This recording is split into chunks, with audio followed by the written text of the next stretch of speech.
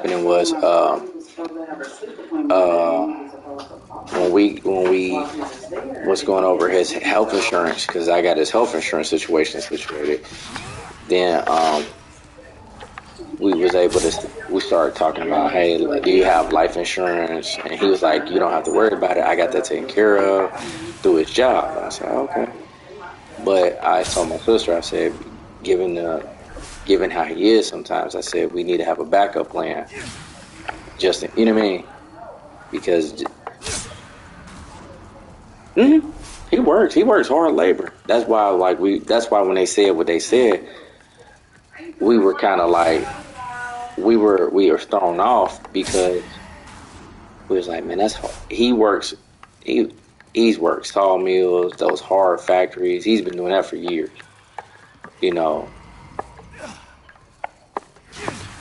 So he was at one sawmill for like years, and then he took a better job at Honda. So long story medium, auntie, like he says the one policy is still in effect, like even though he's not with that company. I said okay, because he said he's paying on it. But me and my siblings we were talking about having a separate policy just in case that fell through. You know what I mean? Because like you said, when you know how people live, you don't want to get blindsided by things. You want to just be able to be on the good foot. That's what it is. I messed up my little pickup day. Since I switched my schedule.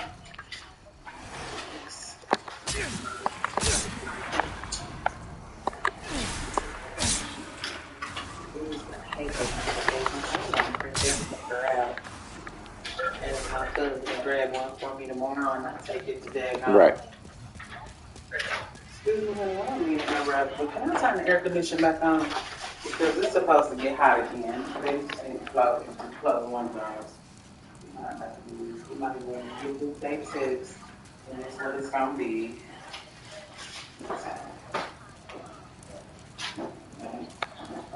Right.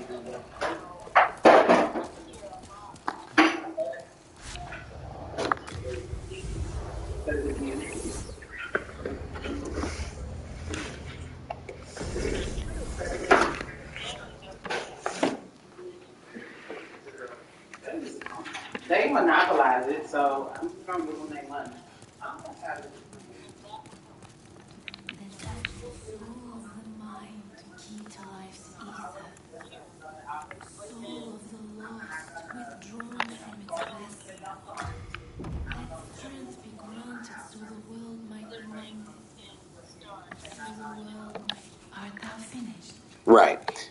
Right. And that's like, but you know what I mean? That's why, like, it was kind of like, that's what made us like with that situation last week. It's like it put this sense of urgency, like, man, let's hurry up and get something in place, because like like you said, you've always talked about it, and like right when we was here, like he's like, no, you guys don't. This was when me and my brother and my sisters. He was like, no, I got a policy.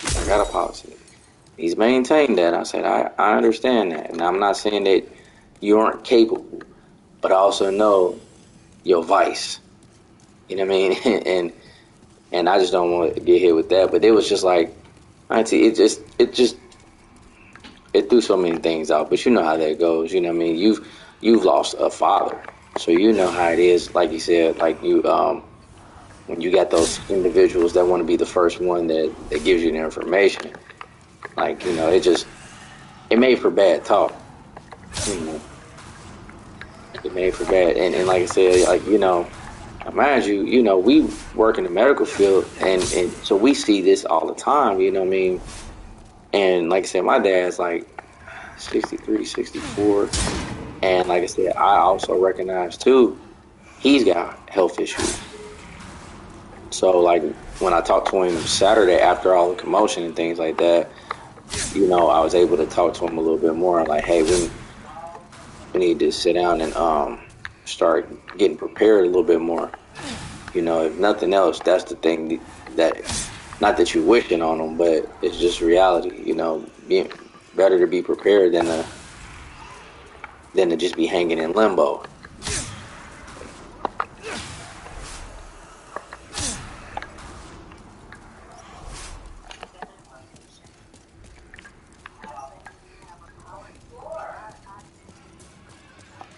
Hmm.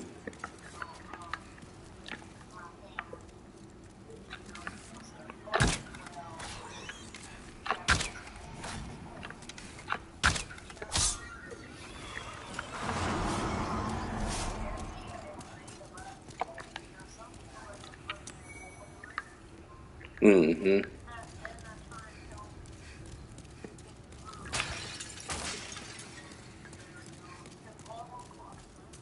Right.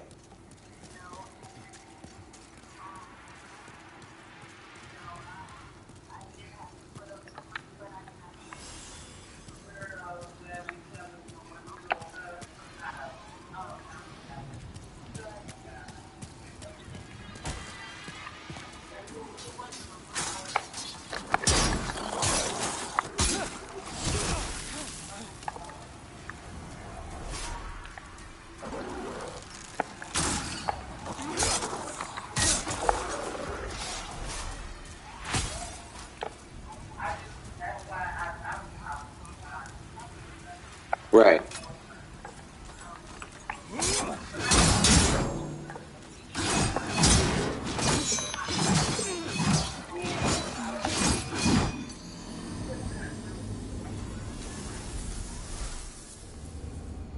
She was like, getting along so well, but I was telling her, like, I'm really a hospice nurse at heart, but I, for myself, just don't like if I was at a case Yeah. that I would be transferred to another Right. place somewhere in the world, not knowing, blah, blah, blah. And she's like, see, I like going to different places and different facilities. I said, to a certain extent, but not really. Right. And I said, but that's why getting straight to different folks and certain people for different things. I enjoy doing that, like providing good customer service and care to you all, but at the end of the day, I just, it's certain people, it's certain things. And that's just like, I can't see the world as Yeah. necessarily being like your job. Like, I was in my village, I used to be my village. I would not do a job. I don't care if they pay me a million dollars. I wouldn't do a job. But that's why people brains work different. Right. That's what I told her. I say, like with all of us, and my older brother, he works in he's like a supervisor of like that works at Christ. So like he works on the oncology floor. So we all know that like we just haven't had the full like, hey, we're gonna do it this way, this plan. But part of it started when so my dad okay, no, his last wife she passed some years ago. So it's just him, but he lives with this woman, uh, and I know how that goes as well because it's like I don't want none of these whatever they got going on, but it's like she's not his wife, and I was like I told him I was like when something happens to him, we're responsible for anything because we're his next of kin. You know what I mean? And I was like, it's four of us left because my sister T passed right after his wife did. His last wife because my dad's been married a bunch of times, but you know how that goes on. You know what I mean? Like he's got because that was wife number 3 or 4 somewhere in there.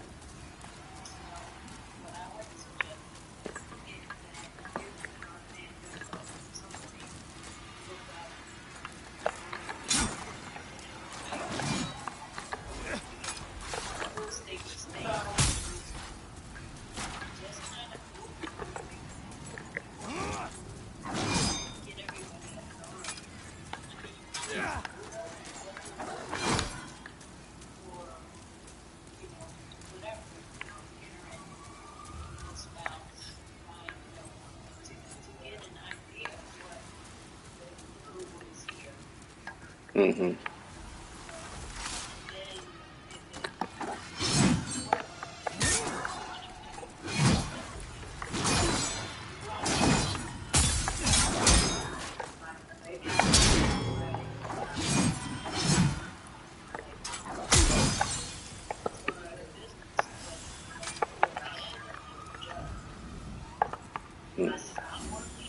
Yeah.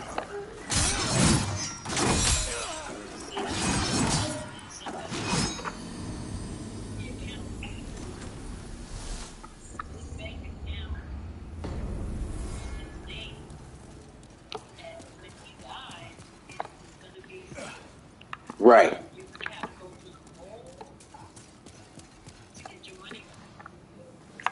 Right.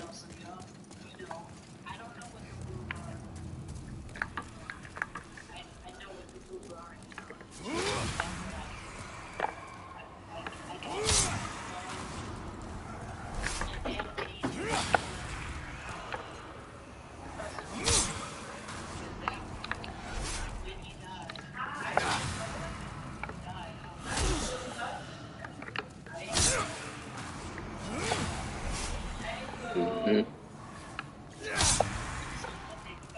Oh yeah, that's like I said. For like, my sister was talking after everything went on Saturday. I said, yeah. So it's getting to be that time. I said because the crazy thing is, it's like it's not like it couldn't happen because things happen every day. It just was, like I said, them folks was just talking too much. I say, and the thing is, I say, when you know someone works hard labor and they're a heavy drinker, you already know that it's gonna be that their health is gonna be a little more fragile.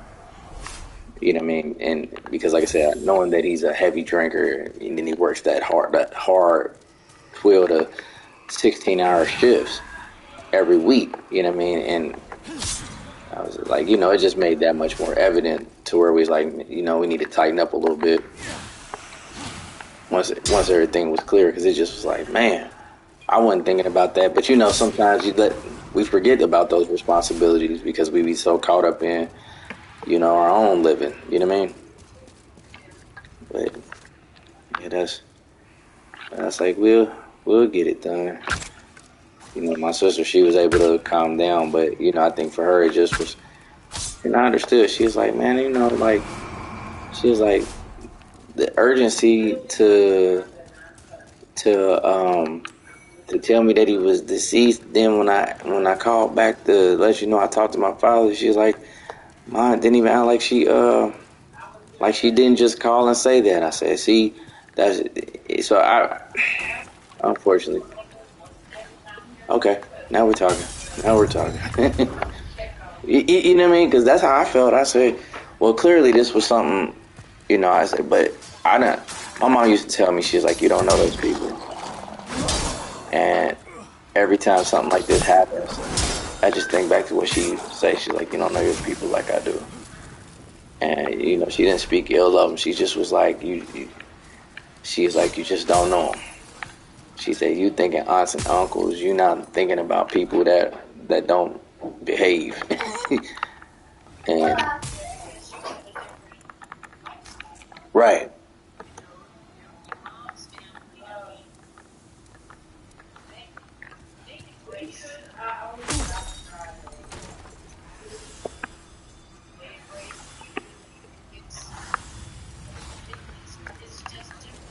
Hmm.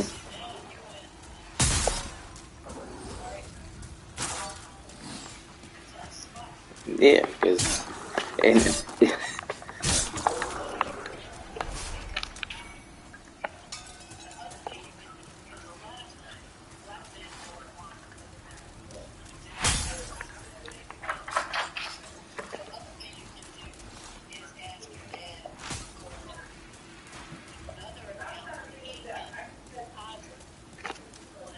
mhm.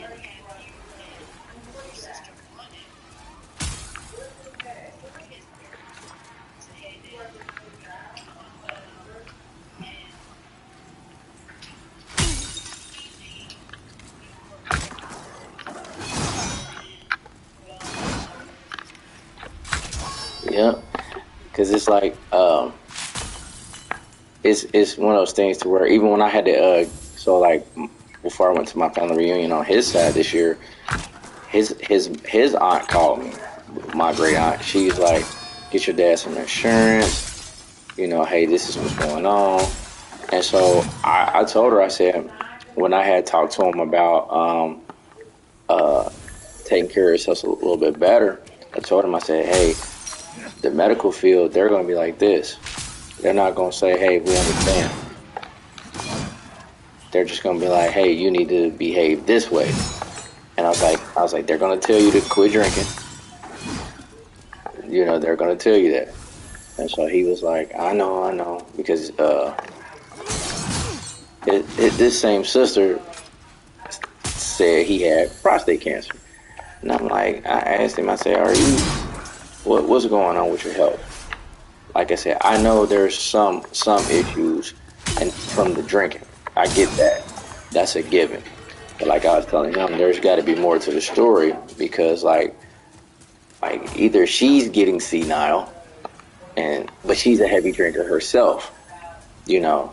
So I know alcoholism really runs in that family, because it actually he had an uncle that died where alcoholism just really kind of rocked his cradle.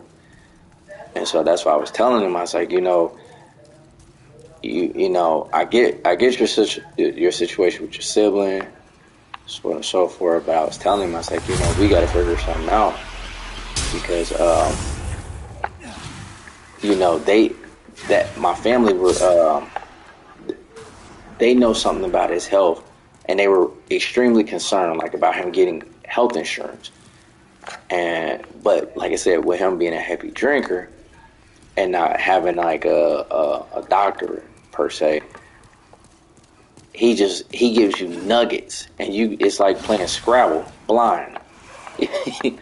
You know, you don't know what's what, and you're trying to figure it out, like, well, what's really going on, even though you know there's an issue. But because he doesn't take the best of care of himself, you know, you kind of walking in blind.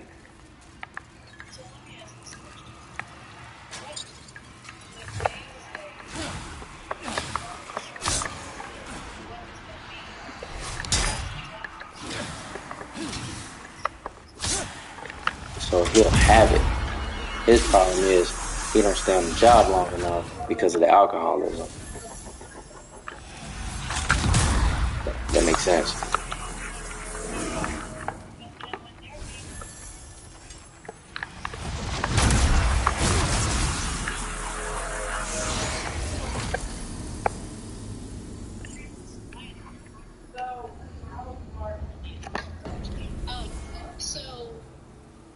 I'm trying to understand, because since I've dealt with this, you know, the way they're articulating what they're asking him to do may be a threat to him. Yeah, so you know, because okay, so like when my uncle, so my father's sister married my uncle, and she died, right? And so he kind of deteriorated, and so I would go back and I would care for him. I went back to New York, and I would stay, and at first he was very anxious, you know, because some people think, oh, well, you just want my money, or, you know, just any number of things that people would think, you know, because you're not used to having that situation. Now, your uncle's situation is a little bit different, because he doesn't have any money, but he's a drinker and he needs assistance. And so it's not going to be on you or your aunt's purview that you're going to fix that piece. He has to fix that piece. right. Okay. So the question is, how much money does he have? You know, and there are a lot of agencies, and you know that because you help people all the time, that he needs to be signed up for. Yeah, right? Right. And the crazy thing is, it's like when we like I said, because of the drinking component, along with him being the typical black man that don't want nobody to know that something's going on. Those are the things we've been dealing with. You know what I mean? Like, hey, what's going on with your health? And it's been puzzling. I'll say it that way because it's like something I know that I'm gonna have to do. I'm gonna have to help with no matter what. Because, like I said, like my dad doesn't take it because like when we got him the insurance, that was we're trying to see if he had it. The problem is, so the insurance, I helped him get the insurance, and then anything that happens with the insurance, medical wise, that comes to my email. So right after he got the insurance, he let it lapse. Can someone take him to an AA meeting? Oh no, he went to AA, auntie. You know, he's got to be receptive. So my dad had a situation where he had got locked up, and the judge made that part of his thing that he had to go to AA and participate in all that. The problem is he chose to go to the penitentiary rather than do what the judge wanted him to do because he said he wasn't gonna let nobody tell him what to do. So I was like, dude, like you know, when you working with someone who's doing those kind of things, you kind of working uphill and they pushing the ball downhill while you're going up. You know what I mean? I do know what you mean, but have you ever thought about it like this? Was the judge a white man? No, this was a black woman. A black woman. Mm-hmm. Well, black women are just as have that base knowledge hated a full understanding than white judges. But okay, so his thing wasn't that I don't have a problem and I don't need to go to the meeting. He didn't want to be told to go to the meeting. So as family, not saying that it has to be you, does he know that he has So remember I told you like his rebuttal to things like that is I'm grown, I do what I want. So he's had jobs to where like he passed out at work because he 2 sheets in the wind. Like, and I'm talking about, and like, it's not that he can't get good jobs. It's not that he's not intelligent. He's just a alcoholic, and he denies it. So like, remember I told you, he got sober once, and it gave him, he had bad withdrawals from it too. And because he was sober about a couple months, and you could tell, like, I mean, he was putting on weight and everything like that. But when you're working with someone who don't want to be told what to do, when to do, how to do it, because, it's the same way when he was in the penitentiary. Said, in those situations, you like I said, you working uphill and he pushing the ball back down. And then it's one of those things to where that's why when they did what they did, I was so aggravated because it's like, man, this is a real situation. This ain't like, like he don't have, like, he's getting older, and I can tell, like, when I get around him and things like that, like, I can tell that all that riotous living is taking its toll on him because he's getting older. So the impact is seen clearer on the forefront. So I just told him, I was like, man, it's part of the reason why I check up on him to make sure he's good and things like that. But it's just like when they did that, and it was just like, it just made it that much more evident because it's just like everybody knows my dad he ain't been right since '87, and that's just when I can remember last when he wasn't always alcoholic, at least what I remember. But he's anytime someone's court ordered sobriety or anything like that, he's falling tooth and nail on it. Like, I ain't doing it, even if it's something that's gonna help him out. Like, He went to the joint a couple times just because he didn't want to go to the AA meetings. And all they told him was go to the AA meetings and go to counseling. And so it's just one of those things to where it's just like we tried interventions, we tried everything, and then to the point where it's just like, you know what, you got it. I'm not gonna argue or fuss with you about it. Like, you don't want no help. That's why I was just telling, I was telling about it. I said, now I get what my mom was saying when she was like, you don't know them. And because like, like it was his mom's sister, the one that called and was like, we need to get him some help, and I told her the situation. She said, I know, nephew. She said, I just need you to try. And so, like, I don't mind, helping. That is my father. So, that is the responsibility of looking out for him.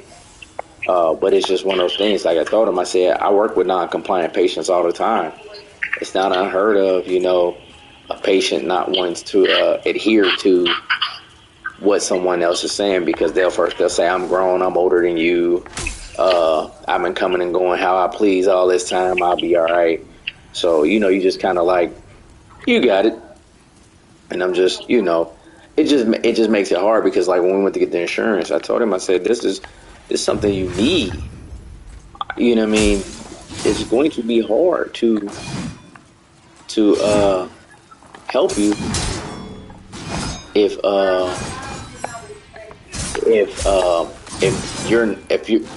you're not compliant. But unfortunately, it just goes with the turf, and you just kind of chalk it up like he's the atypical man patient. Most men patients are like that. You know what I mean? That they're very resistant to care, especially if you're younger than they are. They like, I got kids older than you. I've heard it all. You know what I mean? So it's kind of like I just like even to where my brother, like we've had him kind of take the reins because like sometimes my dad listens to him more, but then my brother was like, you do know I got the same issues y'all got, like when I talk with him. So it's kind of like most we can do is just try to like be prepared in the event. That makes sense. Yeah. When you got someone that's in denial of their own trauma and things of that nature, like all right, like he took my mom's death hard, you know what I mean, by like, and then my sister died, but them both dying of cancer, it just had him thinking like kind of like, I don't know if it made him depressed or it just was like made it evident that like, because he was like, I never thought your mom was gonna be sick, and I didn't know my daughter was gonna be sick, and my sister T, she worked at Christ Hospital. So when my mom would be in the hospital, a lot of times I would come over there and my sister would already be there in the room with her. And so I think it's a culmination of things that he uses as motivation to jump in the pool.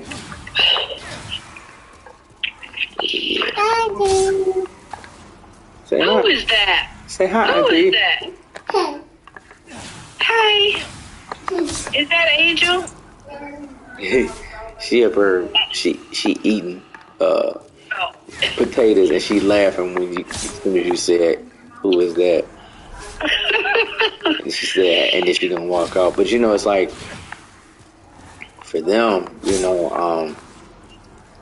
my kids really don't really know my dad. Like they know what he looked like, but they don't really know him because like I told him, I said he's sick, because he's not a bad grandfather. He just, like I told him, I said just to be prepared because Amari done had him come to his job before. Like he just showed up at Amari's job, like, and then he was 2 sheets in the wind. And I told him, I said, unfortunately, this is what I try to prepare y'all for. I'm like, y'all really don't know y'all grandfather like that. And I hate that you had to find out the hard way, that he's got that monkey on his back. I said, all he can do is, interact with him and then, just try to ease him down. I told him how to talk to him like especially if and he gets overly excited, just kind of talking him off the ledge. Because like Amari was working at Cane's, and this is when he was going with this one girl. The girl sending me pictures of Amari and my daddy. I'm like, me, I'm over there like, why is he at his job? And he's like, I knew where he worked at, so I just decided to pull up on him. And I'm like, my dad's one of those guys. Like, he ain't gonna be told what he can't do. So let me ask you this. So your dad is an alcoholic. Yes, ma'am. Okay. So has he ever sought,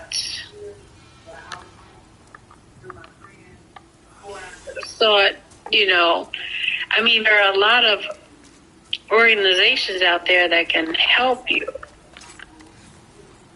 Has he ever sought that? He don't want no help. He told us, he said, ain't nothing wrong with him. He said he grown and he's allowed to have his beer. Right. I mean, okay, you can have your beer, but because I used to be that way, like. Yeah, but Auntie, I think,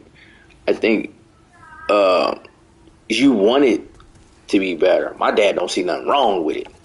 He don't when he was sober, he said it was, he was being forced to live with face things that he had never faced before, like he never, like my sister dying of cancer.